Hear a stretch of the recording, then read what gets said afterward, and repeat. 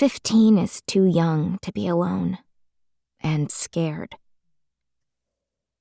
Camryn pulled the heavy curtain aside just enough to peer into the dark. The isolated log cabin sat on the edge of thousands of acres of redwood forest. With the moon obscured by clouds, she could barely see the trees nearest to the house.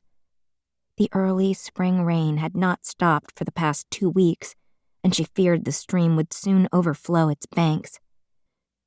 She dropped the curtain and sagged to the floor, her back against the wall near the front door. Please come back.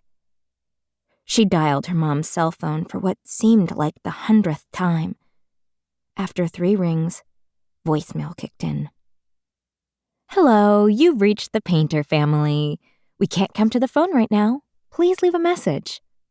"Mom? Dad, where are you?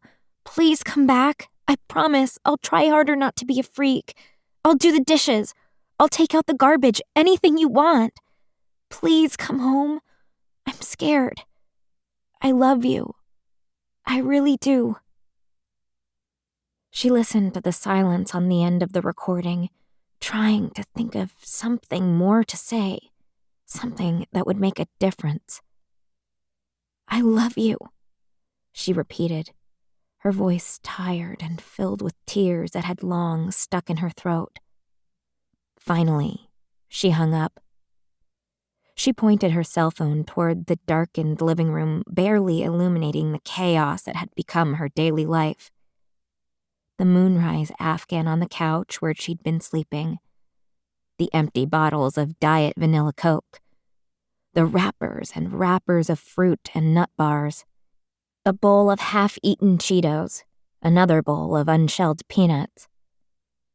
The closed windows trapped the moldy smells from the rain, and her unwashed clothes reeked of the sickening, sour sweat of fear. The first night her parents were gone, she hadn't really worried. In fact, she'd reveled in her freedom. She'd played any music she wanted, danced around the living room, and ate junk food instead of the healthy meals her parents insisted on fixing. The second night they didn't come home, she tried to be an adult about it. She called her mom's number. She said she was worried she hadn't heard from them, and asked them to call. She said she understood if they needed a break from her. Just let her know so she could plan and not worry. That was it. Very mature. Very normal. By the third night, she was in a full-scale panic. She'd been adopted at birth, but these were the only parents she knew. Was it possible her parents didn't know the freak would never be normal? In the past year, her inability to control the changes had become worse. Now that she was 15, maybe they'd given up on helping her. Maybe they didn't want her anymore. On the 4th night, she sat by the door all night praying something hadn't happened to them, alternating crying with dry-eyed episodes of bargaining with God.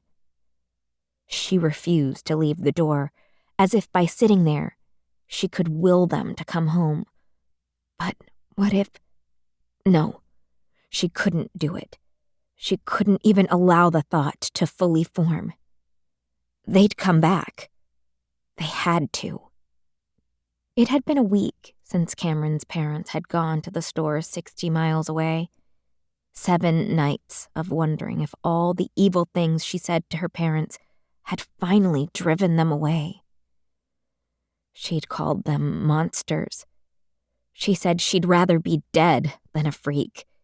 She'd screamed in pain with each change, first turning into her mother, then into her father. It must be hard to know your daughter would never have friends, never date, never marry. Maybe they finally couldn't take it anymore. Maybe they'd send the cops to take her away to some institution where freaks were kept permanently out of the public eye. She was letting her imagination get away from her.